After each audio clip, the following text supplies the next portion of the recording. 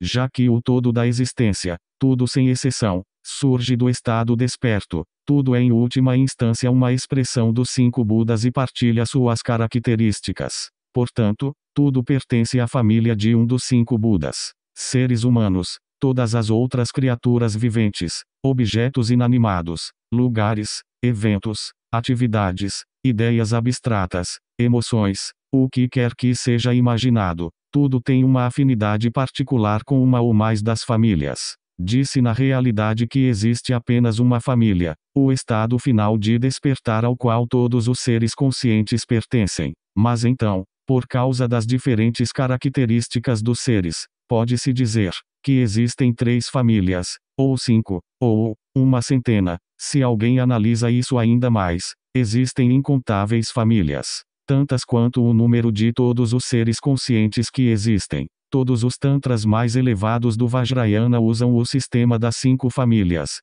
que cria o padrão típico de mandala com um centro e os 4 pontos cardeais. Fundamentalmente, a manifestação dos 5 aspectos do conhecimento é simplesmente energia, e a energia por si é neutra, mas no mundo do Sansara aparece como os 5 tipos de confusão e negatividade: ilusão, paixão, agressão, orgulho e inveja. Essas são as 5 aflições, também chamadas impurezas, mas prefiro um outro sinônimo amplamente usado em tibetano: os 5 venenos. Elas não são nada além de distorções da energia iluminada, portanto são também incluídas dentro das 5 famílias. Cada uma delas é a antítese de um dos 5 conhecimentos, e ao mesmo tempo, seremos capazes de ver quão intimamente estão relacionadas e como a energia dos venenos é também o terreno básico de onde o conhecimento nasce. O conhecimento é equiparado a Amrita, o elixir da imortalidade, e se diz que a prática do Vajrayana tem o poder de transformar veneno em elixir. Todo o significado e propósito das 5 famílias é nos acordar para a natureza de Buda inerente em nós, por meio de nossa própria natureza humana. Não apenas possuímos todas as boas qualidades do coração desperto, mas podemos até transformar nossas falhas e tendências negativas em aspectos da iluminação. Na verdade, de acordo com o Tantra, o único caminho pelo qual podemos atingir o conhecimento dos Budas é usando a energia dos 5 venenos. Tornar-se familiar com o sistema das famílias pode nos ajudar a fazer conexões entre os reinos da confusão e da consciência, à medida que vamos percebendo que cada aspecto do corpo, da mente e do ambiente é em essência uma expressão dos 5 princípios da natureza de Buda. A arena na qual a transformação acontece é a mandala. Uma mandala é a moradia dos Budas, é o seu mundo e o seu ambiente. Dentro desse mundo, tudo é uma expressão do pleno despertar e um lembrete para o despertar.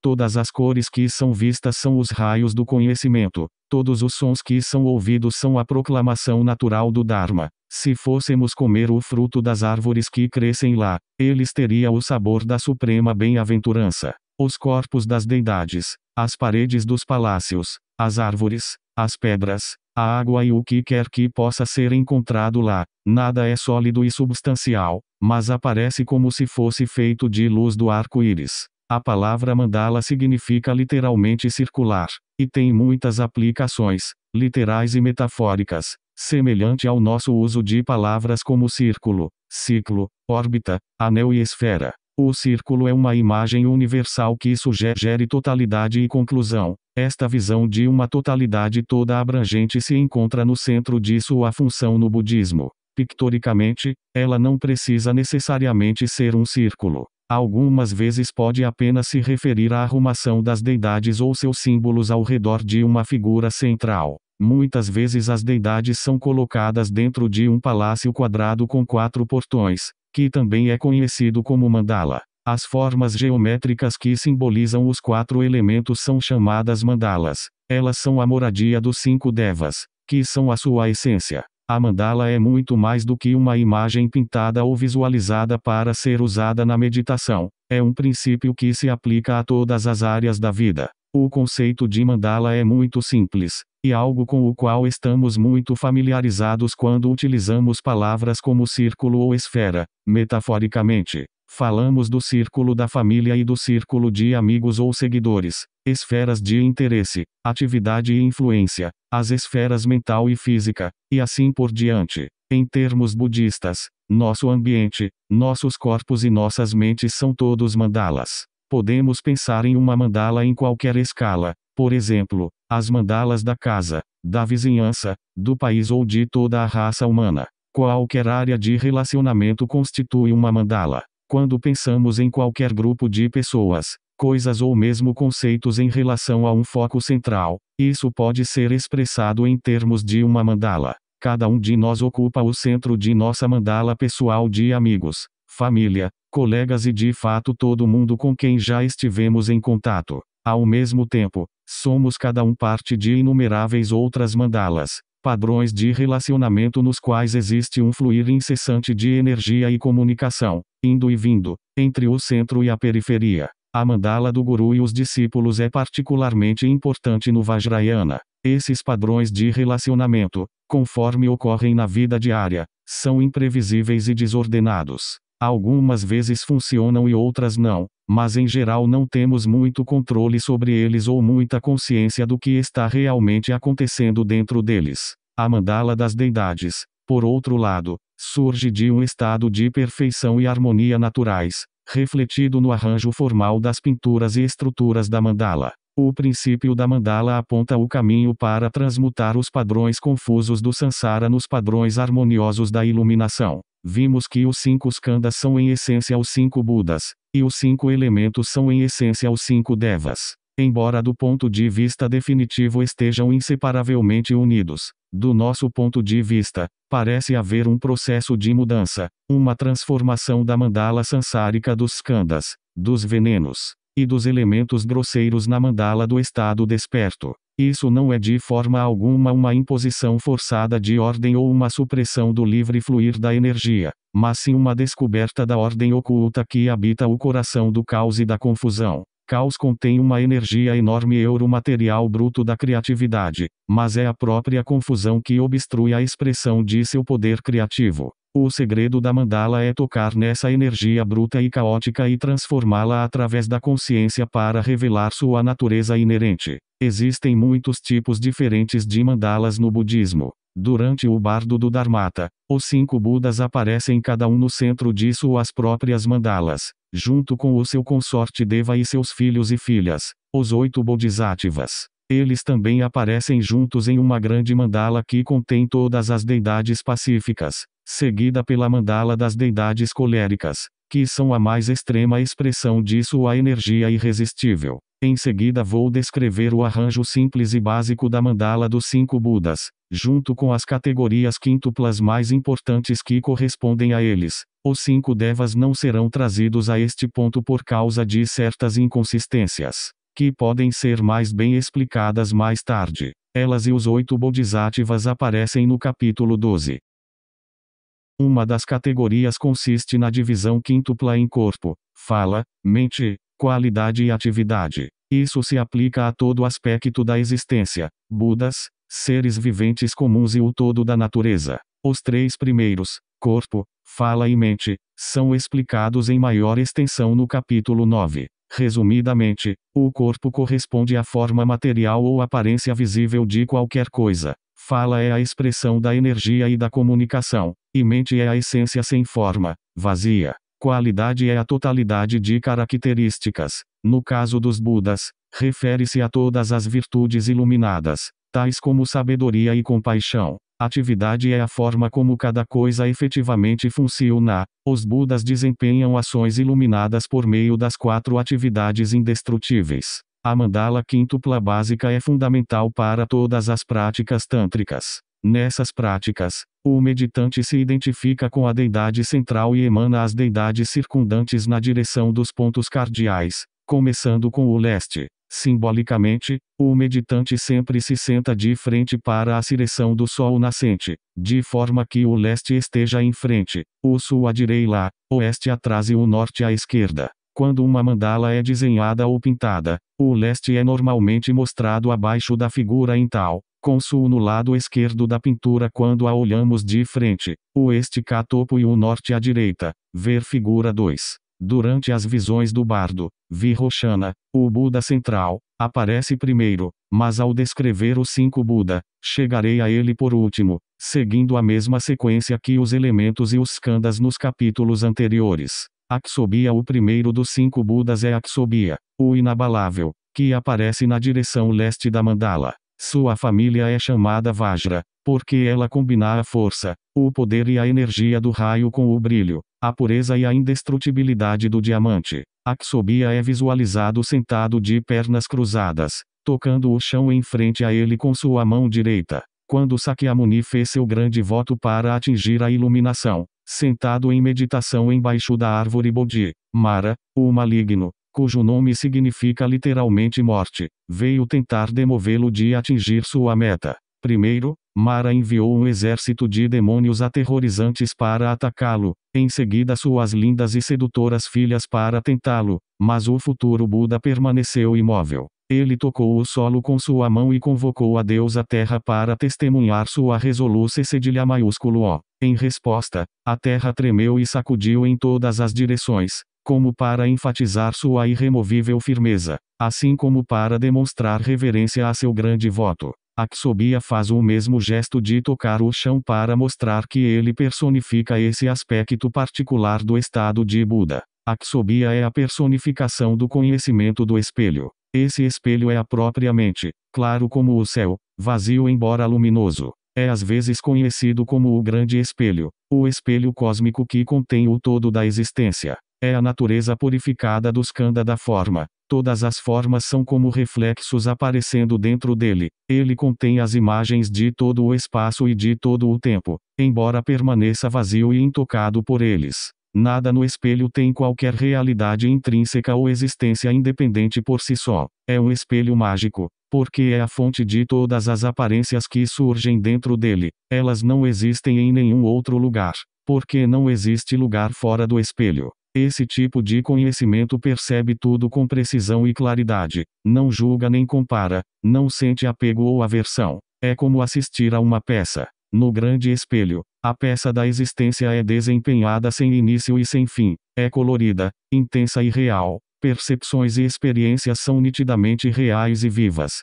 embora nunca tenham surgido. O conhecimento do espelho é a compreensão do vazio e da aparência simultâneos. Refugie como um raio de pura luz branca ou azul vinda do coração de Akshobhya. O tipo de compreensão expressa pelo conhecimento do espelho é uma forma de visão mística muito particular dos indianos. Ela é encontrada de maneira muito intensa na doutrina hindu de Maya, que é o poder criativo e mágico da ilusão. Algumas vezes as pessoas consideram o conceito de Maya nihilista, porque supõe que ele signifique que tudo é totalmente irreal e, portanto, sem valor.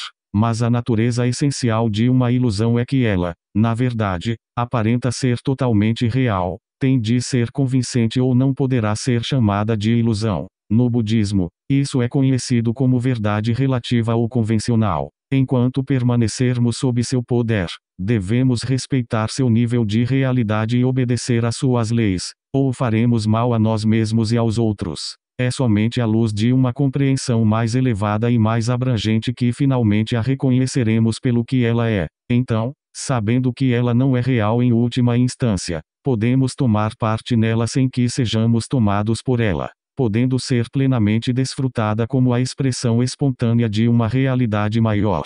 Aquela aparência vívida da peça da ilusão é o que percebemos com o conhecimento do espelho. Contudo, a superfície de nosso claro espelho da mente está coberta com poeira e sujeira, obscurecida pela ignorância. A ignorância básica se desenvolve na forma de 5 venenos. No caso da família Vajra, o veneno característico é a agressão, que cresce a partir da reação negativa instintiva de rejeição e cresce para se tornar um enorme complexo de sentimentos hostis tais como ódio, raiva, fúria, malícia, inimizade e violência. Fundamentalmente, é uma força de separação, o instinto para afirmar sua própria identidade defendendo as fronteiras entre o ser e o outro. A agressão só pode existir porque tomamos como reais as aparições sempre mutáveis no espelho, sem perceber que nossa natureza intrínseca não é tocada por elas. O conhecimento do espelho mostra-nos que na verdade não existe nada para se lutar contra e nada do que precisemos nos defender. Neste ponto, pode ser de ajuda lembrarmos-nos que emoções intensas somente são veneno se forem usadas a serviço do ego. Isso acontece quando elas são egoístas e prejudiciais, quando protegem o ser pequeno, limitado e dividido e o separam dos outros. Emoções são simplesmente expressões de energia, podem ser venenos ou alimento e remédio. A energia da raiva pode ser extremamente positiva, como veremos em um capítulo posterior ao encontrarmos as deidades coléricas. Sua cólera é algumas vezes chamada de raiva sem ódio, é dirigida para o mal e a ignorância, e para o sofrimento que eles causam, mas é inteiramente livre de ódio pessoal contra seres viventes. A Ksobia representa a mente eterna e imutável de todos os Budas. Portanto, constatamos que as características desta família estão conectadas com intelecto e inteligência. O intelecto combina todas as qualidades do Vajra. É brilhante, aguçado e penetrante como um diamante, e energético e poderoso como um raio. Seu brilho ilumina a escuridão da ignorância. Sua agudeza corta através da confusão e sua brilhante claridade enxerga tudo sem obstrução. Ele possui a qualidade tranquila e refletiva do conhecimento do espelho, juntamente com a inabalável confiança e a certeza de Aksobia. Todos esses atributos pertencem à família Vajra, que é parte de nossa natureza intrínseca. Todas as pessoas têm a potencialidade para liberar sua inteligência desperta, não importa qual estúpidas possam se achar, e isso não quer dizer esperteza mundana, ou habilidade acadêmica, mas claridade e firmeza, que surgem naturalmente se apenas permitirmos que nossas mentes relaxem, e se tornem calmas e claras como a superfície de um espelho. Quando o intelecto é mal utilizado ou deixado livre, torna-se destrutivo, e a qualidade cortante da mente é transformada em uma arma hostil. Até temos o ditado: você é tão afiado que vai acabar se cortando. Essa mente negativa tende a notar cada erro e cada falha. Ela desenvolve uma abordagem excessivamente crítica e é facilmente irritada por qualquer coisa que não possa controlar ou entender.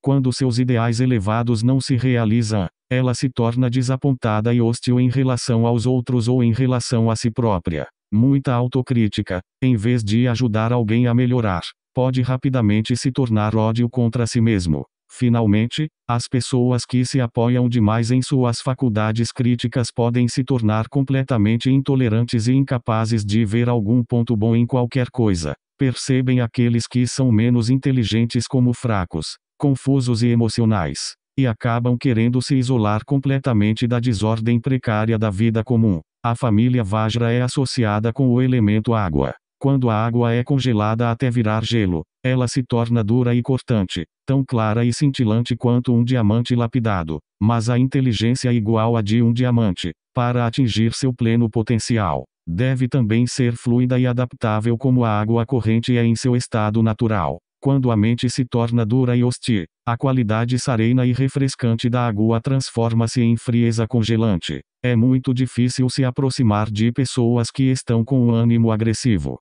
Elas rejeitam automaticamente qualquer aproximação e cercam-se de arestas pontudas de tal forma que nada pode tocá-las. Algumas vezes, entretanto, o intelecto pode se tornar excessivamente aquecido e transbordar fervente em fúria raivosa. Em suas formas mais extremas, essas duas tendências evoluem para estados mentais dos infernos frio e quente. Embora a água pareça etérea e sem peso, é na verdade extremamente pesada. Qualquer coisa que seja molhada imediatamente se torna mais pesada. Essa é a natureza impassível de Aksobia. Mesmo se a superfície do oceano for fustigada por ondas violentas, as profundezas não podem ser perturbadas. Esse é o ser imperturbável de Aksobia. A água sempre flui na direção do ponto mais baixo que consegue encontrar e se estabelece lá, criando uma base de estabilidade inabalável. Quando uma grande quantidade de água começa a se mover, ela sobrepuja tudo que estiver em seu caminho.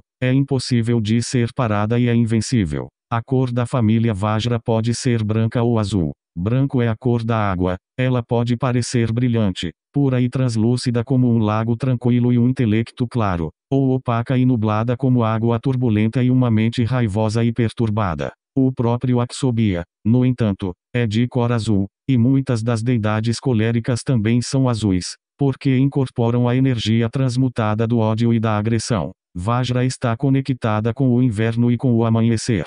A primeira luz é pálida e clara e com um sentido de austeridade. O vento sopra do leste, amargamente frio e cortante. A paisagem é desolada, com seus aspectos agudamente definidos, brilhantes e cristalinos, ou brancos e quebradiços como a neve. O símbolo da família Vajra é o próprio Vajra. Ele tem 5 pontas em cada final, que representam os Budas masculinos e femininos das 5 famílias. Isso nos lembra mais uma vez o princípio da interpenetração universal. Todos os Budas e todos os aspectos do conhecimento são completos em si, e cada um contém os outros 5. Ratnasambhava movendo-se na direção horária ao redor da mandala. O próximo Buda é Ratnasambhava, o nascido como uma joia, sentado no sul. A joia, Ratna, em seu nome é explicada nos Tantas como significando Bodhicitta, o coração desperto e a mente iluminada, a joia de todos os Budas. Sua família é chamada de a família Ratna, e seu símbolo é a Chintamani, uma joia milagrosa que realiza desejos da mitologia indiana, e que é também às vezes usada como nome da família. O caminho de saber expresso por Ratnasambhava é o conhecimento equalizador. Ele poderia também ser traduzido como o conhecimento da semelhança, uniformidade, igualdade ou equanimidade. O estado mental interior e o reino exterior do ambiente sempre refletem um ao outro. A mente repousando em um estado de equanimidade percebe intuitivamente que todos os fenômenos partilham a mesma natureza essencial, portanto ela vê tudo como igual. Olhando para dentro, poderíamos chamá-lo equanimidade, e olhando para fora, igualdade. Semelhança não implica uma mistura de opostos que se torna uma branda neutralidade ou o suavizar de diferentes características de qualquer maneira. É uma visão do mesmo gosto ou um gosto universal, da essência desperta de toda a existência, de tal forma que, na verdade final, não existe diferença entre Sansara e Nirvana. A natureza de Buda nunca é obstruída ou corrompida, ela é igual em todos os seres. Ratnasambhava é a essência pura do skandha do sentimento.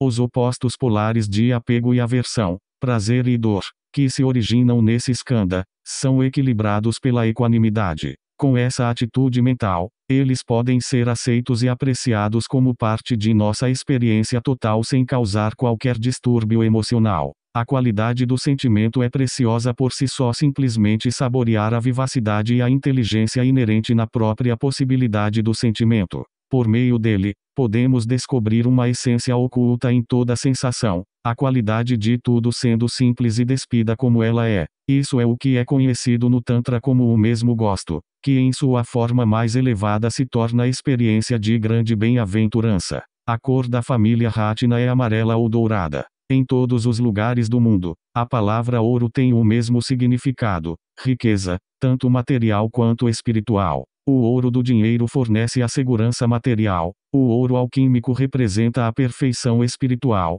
um anel de casamento de ouro simboliza amor e fidelidade, joias de ouro emprestam sua beleza e seu valor a quem as usa, anjos, santos e deidades têm halos dourados para mostrar sua santidade, e a coroa de ouro de um rei é o símbolo da soberania. Na natureza, amarelo ouro é a cor do amadurecimento e da colheita, do âmbar precioso e do açafrão, da manteiga rica, do mel doce e do sol caloroso. A estação de Ratna é o outono, e a hora do dia é a manhã alta e o meio-dia. O calor do sol sulino amadureceu todas as frutas da terra, agora é tempo de desfrutá-las e partilhá-las com os outros. Trungpa Rinpoche descreve vividamente Ratna como uma grande árvore caída que começou a apodrecer. Cogumelos e fungos florescem nela, limo e líquen a cobrem, plantas novas brotaram sobre ela. Vermes e insetos se alimentam dela e pequenos animais se abrigam dentro dela. Ela verte uma goma pegajosa como âmbar, e sua casca se desfaz, revelando cores e texturas fascinantes. O elemento conectado com Ratna é a terra. A terra tem muitos nomes diferentes na Índia, incluindo possuidora da riqueza, doadora da riqueza, útero de joias, local de habitação, ela que apoia, toda duradoura e paciente. Nosso planeta Terra é literalmente uma mina de ouro e joias, mas além disso é em última instância a fonte de tudo o que possuímos. A Mãe Terra fornece toda a nossa comida, roupas, abrigo e riqueza material, mostra completa equanimidade e generosidade imparcial em relação a seus filhos. Com essas associações, o quadro geral das características positivas de Ratna transmite uma impressão de riqueza inesgotável, generosidade e bondade. O próprio Ratazambhava representa o princípio da qualidade de todos os Budas. Qualidade significa a existência espontânea dos atributos e poderes da iluminação, a convicção total e a confiança perfeita na natureza desperta, pela qual os Budas podem despertar outros e conduzi-los ao mesmo estado. A personalidade Ratna atrai boa sorte e é capaz de apreciá-la e desfrutá-la ao máximo. Ratna é o tipo ideal para ser o regente de um país. No mundo antigo, o dever mais importante de um rei era de ser o provedor de todo o seu povo. Disse que o Buda Sakyamuni teria pertencido a essa família espiritual. Ele nasceu príncipe e cercado de tudo que poderia desejar.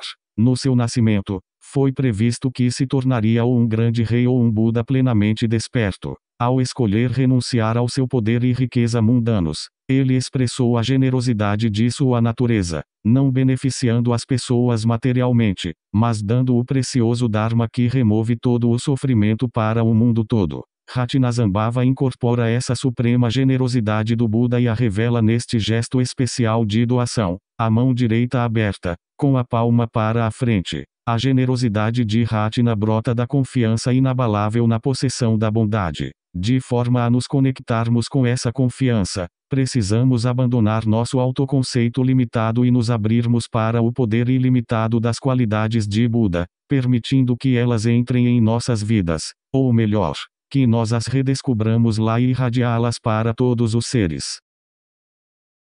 Por definição, bondade não pode ser guardada para si. A virtude, a bondade e a riqueza da família Ratna são inseparáveis de sua generosidade. O Bodhisattva Samantabhadra, cujo nome significa bondade universal, pertence a essa família. Ele é famoso nos Sutras Mahayana por fazer oferendas incomensuravelmente vastas a todos os Budas, a fim de realizar sua igualmente vasta visão de liberar todos os seres conscientes de todos os tempos e de todos os espaços. O propósito de se fazer oferendas não é simplesmente agradar o receptor ou expressar generosidade, mas estabelecer uma conexão e iniciar um intercâmbio de energia entre doador e receptor. Quando uma oferta material ou mental é feita aos Budas, que são o próprio poder da bondade, suscita a resposta incomensuravelmente maior de sua Ashisthana, sua presença viva fluindo no mundo. Portanto, em muitas práticas rituais, oferendas são feitas com a intenção de que possam ser tão ilimitadas e perfeitas quanto aquelas de Samantabhadra. O veneno associado a essa família é o orgulho ou arrogância, a inversão da igualdade. O sentido expansivo da existência partilhada com todos os seres se contrai em direção ao mundo fechado do ser individual imitado. E a alegria de participar da riqueza ilimitada de todo o universo é reduzida ao orgulho das virtudes e das posses de uma pessoa em particular. A arrogância surge do fato de se estar excessivamente impressionado com suas próprias boas qualidades e desmerecer as dos outros. Por causa da qualidade de generosidade inerente na família Ratna, uma pessoa assim pode efetivamente desejar beneficiar os outros, mas de alguma forma acaba o fazendo de uma maneira arrogante ou condescendente. A consciência básica da igualdade se perdeu, distorcida para uma relação desigual entre doador e receptor. Generosidade arrogante pode ser humilhante quando a dignidade e o amor próprio dos outros são esquecidos. Pessoas ricas que exibem seu dinheiro ostensivamente para todos os lados, ou anfitriões que insistem em empurrar muita comida ou bebida em seus convidados relutantes, são exemplos de comportamento Ratna negativo. Na esfera das emoções também, a generosidade básica de Ratna pode se tornar um fardo em vez de um dom. Por exemplo, um amor possessivo que abafa e inibe o crescimento em vez de acalentá-lo. A personalidade Ratna distorcida gostaria de expandir seu próprio território para dentro do dos outros, como se a Terra estivesse tentando preencher todo o espaço. O orgulho quer construir grandes monumentos para sua própria existência, impressionantes e despóticos, ricamente decorados com sinais ostensivos de riqueza. O sentido de semelhança ou igualdade, por outro lado, confia em sua própria dignidade e presença inata, e assim não tem necessidade de impressionar os outros. O orgulho é irritadiço e defensivo, enquanto a igualdade não se sente ameaçada por nada e não guarda ressentimentos. Na maioria das vezes o medo da pobreza está escondido no fundo do coração do orgulho. Enquanto uma pessoa pode distribuir presentes a partir de um desejo genuíno de ajudar e dar prazer, uma outra pode fazê-lo motivada por um sentimento interior de inutilidade. Acumular muitas posses ou uma coleção de objetos de valor é uma forma de adquirir um senso de seu próprio valor, mas pode levar a um sentimento de orgulho e superioridade também. Em muitas das mitologias do mundo, as criaturas que vivem embaixo da terra são as guardiãs do tesouro. Entre as pessoas da família Ratna, com sua conexão com o elemento terra, um amor acumulativo pode muitas vezes ser encontrado junto com sua generosidade. Na vida espiritual, é também muito fácil cair em uma atitude que Trungpa Rinpoche chamava de materialismo espiritual.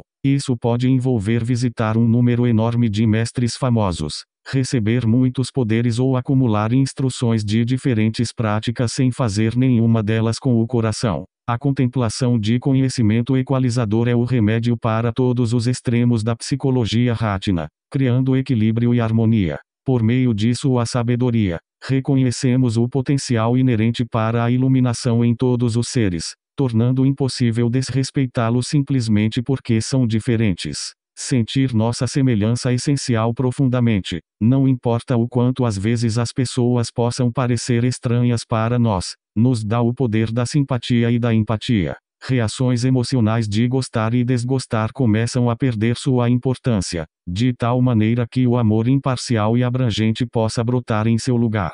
Equanimidade interior se desenvolve a partir da visão de que a mesma oportunidade para despertar existe em todas as circunstâncias, sejam alegres ou tristes, prazerosas ou desagradáveis, privilegiadas ou desfavorecidas. Essas conscientizações tornam possível que todas as qualidades espirituais do elemento terra se manifestem, a partir de um fundamento firme, equilibrado, com uma segurança e confiança inabaláveis. A personalidade Ratna desperta pode atuar como uma mina inesgotável de tesouro espiritual para os outros, sem orgulho, arrogância ou possessividade. Amitabha. Na direção oeste da mandala senta-se Amitabha, o Buda da luz infinita, que é o senhor da família Pada, ou do Lótus. Tudo a respeito desta família é ouro vermelho. O brilho da luz radiante de Amitabha é como o pôr do sol no céu do oeste, expressando o amor e a compaixão totais do estado desperto. O lótus que simboliza a família é vermelho.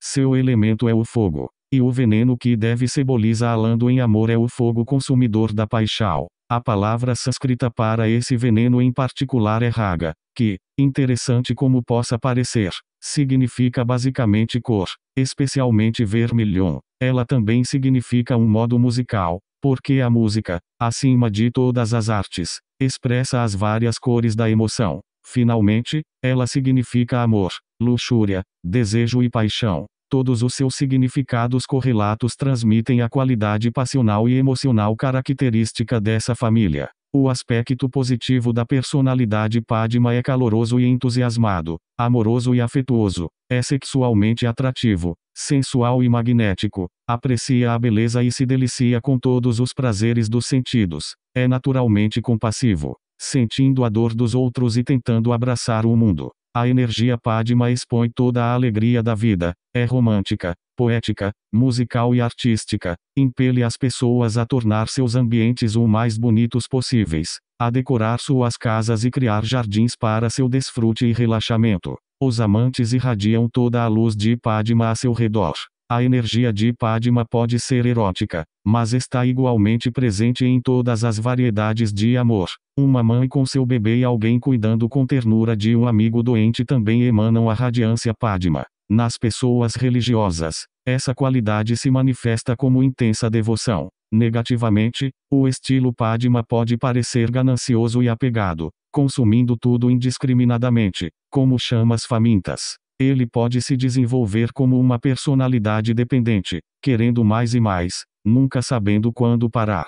Sua qualidade de apego intenso pode resvalar para uma possessividade em relação tanto a pessoas quanto a coisas. Nos relacionamentos, Pessoas dominadas por Padma podem se tornar excessivamente emocionais, sentimentais e agarradas. Alternativamente, podem ficar intoxicados com seu próprio poder sedutor e brilhante, atraindo amantes ou seguidores apenas para abusar deles e descartá-los, ou podem se tornar enganosos e manipuladores em suas tentativas de controlar os outros. Enquanto a tendência de Ratna é expandir e abranger tudo, a energia Padma magnetiza e suga tudo para si. A fascinação com os prazeres dos sentidos e com a beleza em todas as formas podem facilmente virar autoindulgência. Outro perigo é que a personalidade Padma pode não ser capaz de ver por baixo da superfície ou por trás da máscara de uma fachada atraente. As qualidades particulares de Amitabha dá àqueles que pertencem a essa família um grande senso de curiosidade e interesse em todos os detalhes da vida,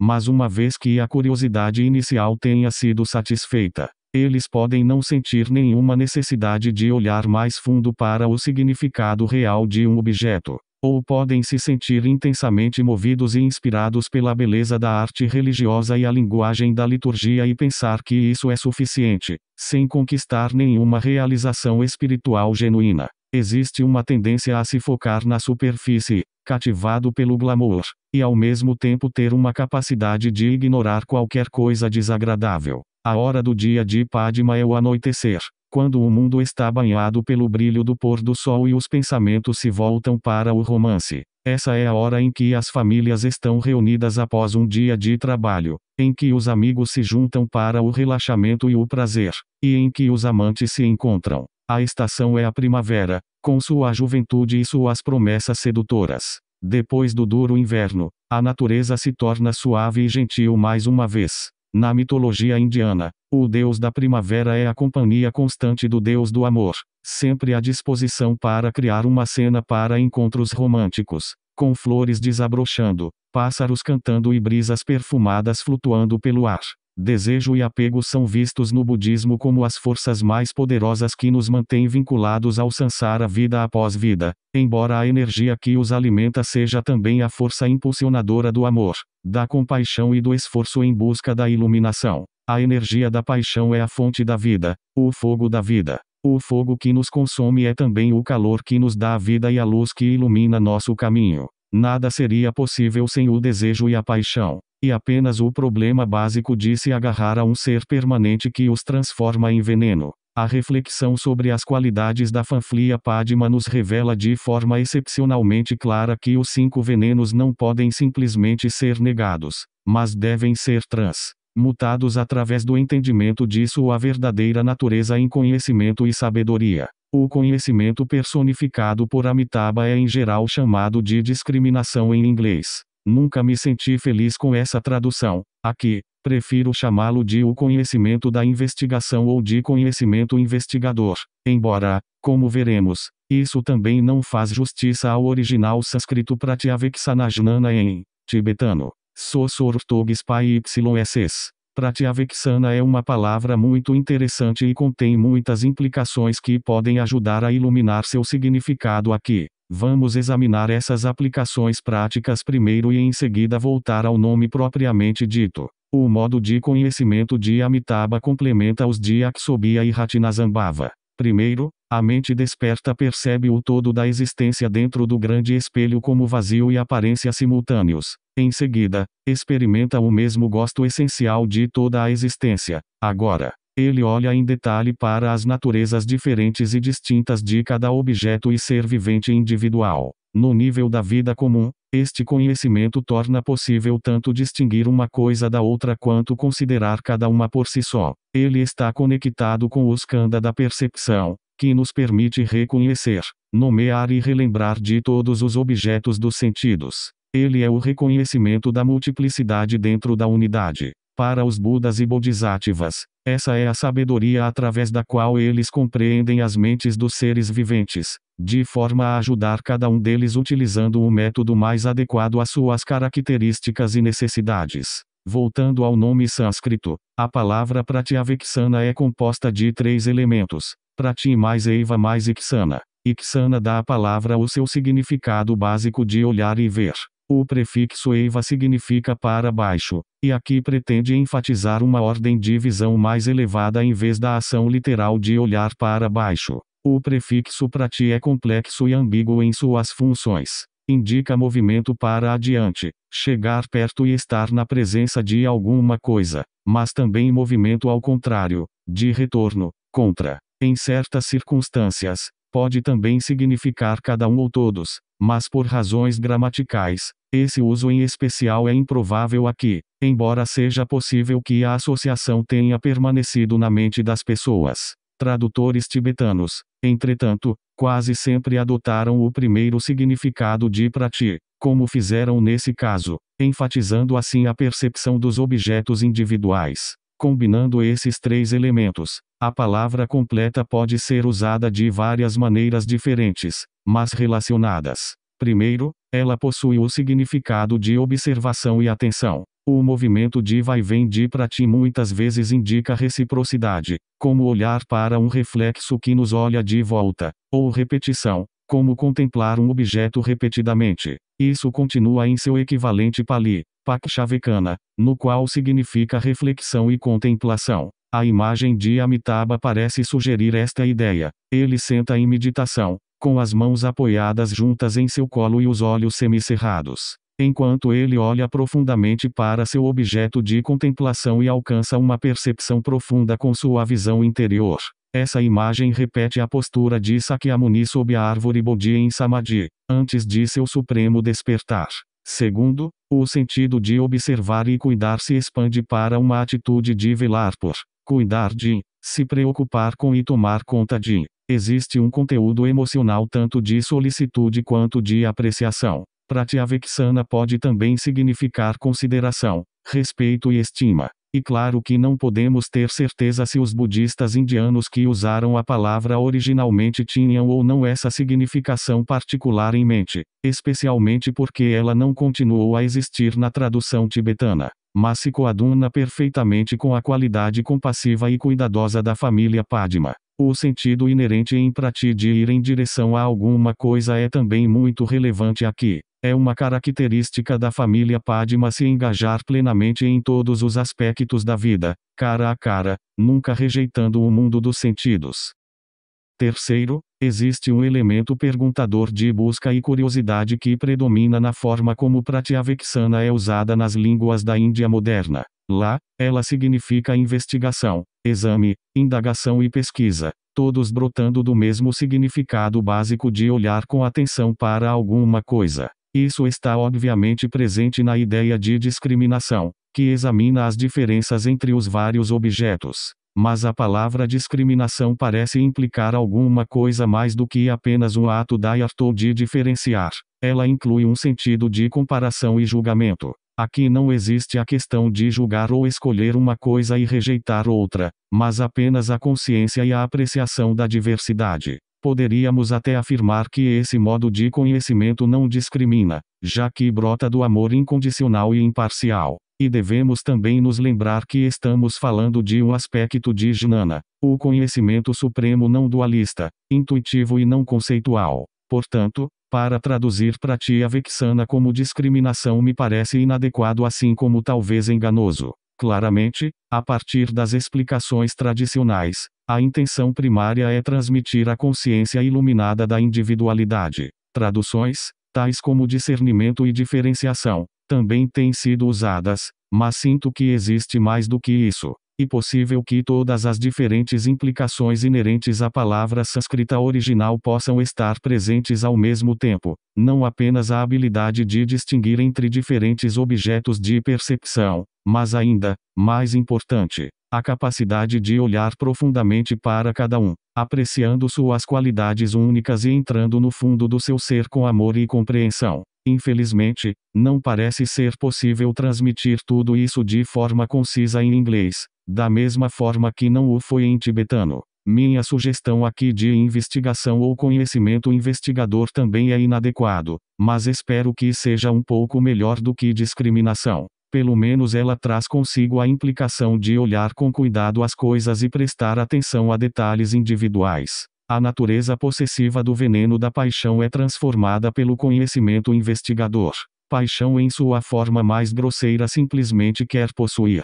Ela vê todos os tipos de diferentes objetos de prazer, sem fazer distinção entre eles, e logo se agarra cegamente a eles todos. Mas a mente desperta, em vez de se tornar possuída pelo desejo quando vê esses objetos, examina-os com atenção, respeitando suas naturezas individuais e apreciando-os sem apego. Quando alguém permite que as pessoas e as coisas sejam apenas como elas são, sem nenhum pensamento de possuí-las ou controlá-las, elas imediatamente aparecem sob uma luz diferente, mais bonitas, mais interessantes e mais desfrutáveis. Desejo e apego estão enraizados na dualidade, mesmo assim são movidos por um impulso em direção à unidade e um anseio de superar a solidão da separação. O conhecimento investigador surge da não dualidade, portanto pode-se permitir relaxar e se regozijar na aparência da separatividade, e tomar parte na dança da multiplicidade com todas as suas várias formas e atributos. Purificada pela percepção interior, a impulsividade da paixão se transforma em cuidado e interesse genuínos. Em vez de apego, ele vê com sensibilidade e empatia. Desejo é transmutado em amor, e paixão em compaixão. Sem desejo e paixão, não poderíamos ansiar por iluminação ou praticar o Dharma, e sem eles o Dharma não poderia ser transmitido. Amitabha representa o discurso sagrado dos Budas, discurso que é sempre verdadeiro. Ele mesmo é a expressão do Dharma. De fato, Dharma é algumas vezes utilizado como um nome alternativo para essa família. A comunicação brota da paixão, de ir em busca, de relacionamento. A personalidade Padma tem uma tremenda habilidade para se comunicar. Assim como somos atraídos para o calor do fogo, toda a atmosfera dessa família é extremamente atraente para os seres humanos. Amitabha é provavelmente o mais conhecido e amado dos 5 Budas em todo o Tibete e no Extremo Oriente. Avalokitesvara, o Bodhisattva da compaixão, pertence a essa família e é invocado com intensa devoção, sob diferentes nomes, onde quer que o budismo tenha se espalhado. E Padmakara, o guru nascido do Lótus, é a personificação direta de Amitabha. Sua natureza manifesta plenamente tanto a compaixão quanto a comunicação da família Padma, irradiando de forma ilimitada a luz do Dharma, que é o significado do nome de Amitabha. No quarto quadrante da mandala, na direção norte, está Amoghasiddhi, o Buda do sucesso infalível. Sua família pode ser conhecida como Karma ou como Samaya. Karma significa ação e Samaya, uma promessa ou compromisso. O supremo compromisso é atingir a iluminação e conduzir todos os seres para fora do sofrimento do Sansara. Combinando essas duas ideias, Amoghasiddhi representa a atividade iluminada de todos os Budas, cumprindo o compromisso deles com o despertar universal. Assim como tem 2 nomes, essa família também tem 2 símbolos. Um é uma espada, que simboliza a energia dinâmica e a força penetrante. O outro é um Vajra duplo, 2 Vajras na forma de uma cruz, que expressam a universalidade da ação iluminada, espalhando-se nas 4 direções. Amoghasiddhi levanta sua mão direita com a palma para a frente, como se empurrasse o perigo para longe, em um gesto de destemor, assim como Sakyamuni destemidamente se opôs às investidas furiosas de Mara, completamente confiante em seu sucesso. Amoghasiddhi personifica o conhecimento executor das ações. É o funcionamento de fato do estado desperto, colocado em ação. Ele combina a intuição de saber exatamente o que precisa ser feito em cada situação com o poder infalível de fazê-lo,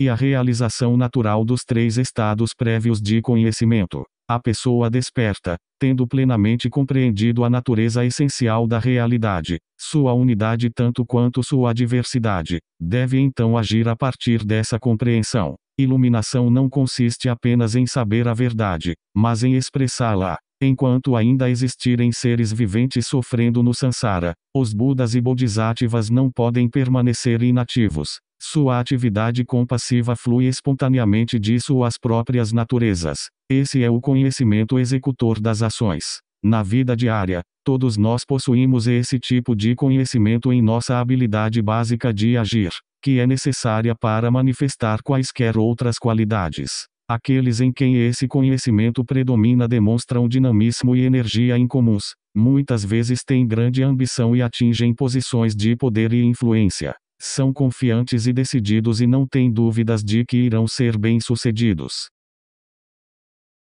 Personalidades karma são velozes, sempre ocupadas e em movimento, são inquietas e geralmente acham difícil relaxar.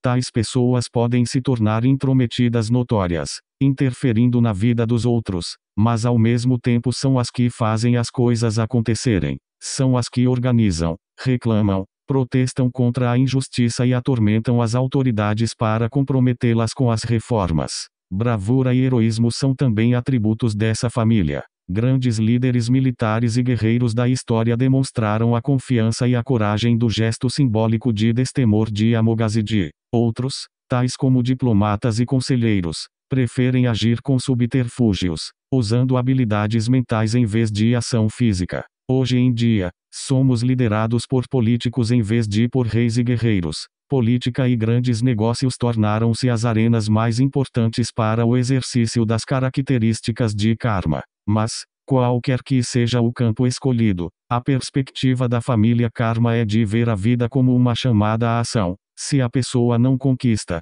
então não é ninguém. A família karma é associada com o elemento ar, que possui as qualidades de movimento constante. O vento frio e afiado que sopra do norte corta como uma espada, assim como a ação decisiva fatia os nós e emaranhados da confusão e da dúvida. A Amogazidi é a natureza perfeita do skanda do condicionamento, o skanda que leva à reação kármica em cadeia. Karma está associado com a noite, quando todo o trabalho foi realizado e existe um senso de realização. Sua estação é o verão, porque no verão a natureza está mais ativa. As frutas estão amadurecendo, os animais jovens estão crescendo em força, tudo está procurando realizar seu potencial nessa época do ano. As árvores estão densas e verdes, as flores explodem em um excesso de cores, e nuvens densas e negras trazem as tempestades tropicais. A cor de karma é principalmente o verde. Como vimos na conexão com os elementos, verde transmite um sentimento de energia juvenil e a atividade inquieta da natureza.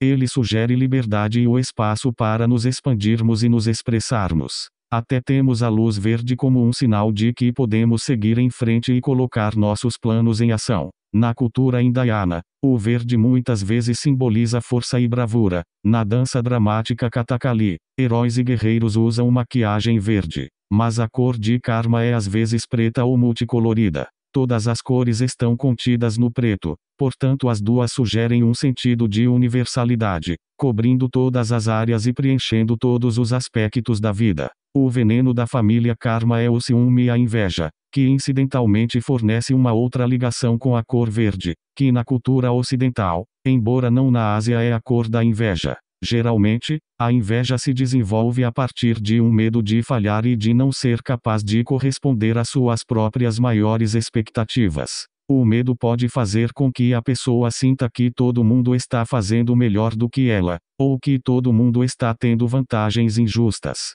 Esses medos incitam não só a inveja direta do sucesso dos outros, mas um tipo de paranoia adicional, um sentimento de que todo mundo está contra essa pessoa. A personalidade karma possui uma tal ânsia de avançar com rapidez que não consegue suportar qualquer restrição à sua velocidade e ao seu dinamismo. Existe ressentimento tanto no caso de os colegas não serem tão eficientes quanto a pessoa, quanto no caso de eles serem mais eficientes do que ela. O espírito de competição transforma-se em suspeita dos motivos de todo mundo, e a pessoa acaba estando constantemente na defensiva e com medo de atacar. Suscetibilidade e excesso de sensibilidade às críticas são manifestações dessa tendência. A habilidade natural da família karma para liderar e inspirar os outros pode se transformar em manipulação e desonestidade. As pessoas de karma podem se tornar obcecados em medir seu progresso e preocupados com sua posição, comparando-se com os outros. Na vida espiritual, podem ser inclinados a tratar o caminho como uma pista de corrida, com a iluminação como um prêmio a ser conquistado no final. Podem ser impacientes e impetuosos. De início, a vida parece ser um desafio motivador, mas finalmente pode se tornar uma luta esmagadora. A inspiração original do que quer que seja por que estejam se esforçando fica perdida na urgência de superar os obstáculos, e eles acabam enxergando apenas inimigos contra quem lutar. Todos esses problemas em relação à ação surgem de nossa equivocada identificação original com o ser limitado, individual. Temos de voltar ao início para ver a irrealidade do ego e entender que ele é, por sua própria natureza, condicionado e impermanente, portanto incapaz de alcançar qualquer coisa. Uma vez que a nossa visão confusa e distorcida das coisas seja clareada e remontada às origens do vazio, o que quer que apareça pode ser reconhecido como o jogo espontâneo do estado desperto. O estado desperto não é uma condição passiva, é o solo primordial do ser, cuja natureza inerente é expressar-se, e toda expressão é uma forma de atividade. O conhecimento executor das ações é real e eficaz, porque flui direto do poder da bondade universal, completamente livre de interesse pessoal. Ele não tem limitações e nada pode obstruí-lo, e sempre alcança sua meta para o benefício de todos os seres. Em última instância, tudo já foi alcançado e todos os seres conscientes já foram despertados. No reino da iluminação, causa e efeito são revertidos. O resultado já é certo e já existe, portanto as ações que parecem ser sua causa são automáticas, espontâneas e sem esforço.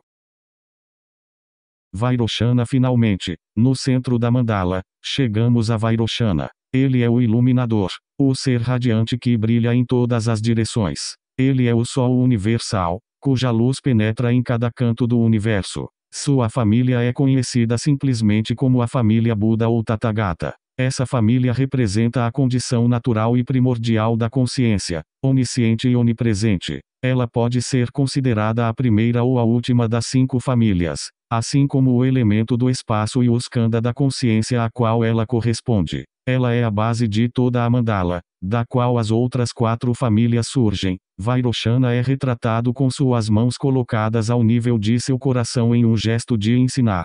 Seus dedos formam um círculo representando o Dharma Chakra, a roda do Dharma. Com esse gesto, ele revela o conhecimento do coração que já possuímos em nosso íntimo. Representa toda a atividade de ensino do Buda Sakyamuni e de todos os Budas em todos os tempos e lugares. O Dharma Chakra, uma roda com 8 pontas, é o símbolo da família Buda, e é também o símbolo do próprio budismo, o nobre caminho óctuplo. Vairochana incorpora o conhecimento do Dharmadhatu. Dharmadhatu é um termo que precisa ser explicado em vez de traduzido. Já vimos o significado da palavra Dharma em conexão com os skandhas. Aqui ela carrega seus 2 sentidos, o Dharma como verdade e realidade e Dharmas no sentido geral de todos os fenômenos. Dhatu, nesse contexto, pode ser traduzido como reino, dimensão ou espaço. O Dharmadhatu é a dimensão que contém o todo da existência, passado, presente e futuro. Já que os termos budistas sempre se relacionam com a mente, ele não é uma dimensão externa, mas um nível de consciência, uma experiência real e direta da verdadeira natureza da existência. Trungpa Rinpoche muitas vezes o chamava de o espaço todo abrangente, portanto vou chamar o conhecimento do Dharmadhatu de o conhecimento todo abrangente. Ele é uma percepção que vê claramente a natureza final de tudo, em todo lugar e em todos os tempos, como ela verdadeiramente é. Seu sabor é de um firmamento vasto e ilimitado. A característica dominante dessa família é uma abertura totalmente desperta, uma consciência toda abrangente que rebrilha como o sol em todas as direções.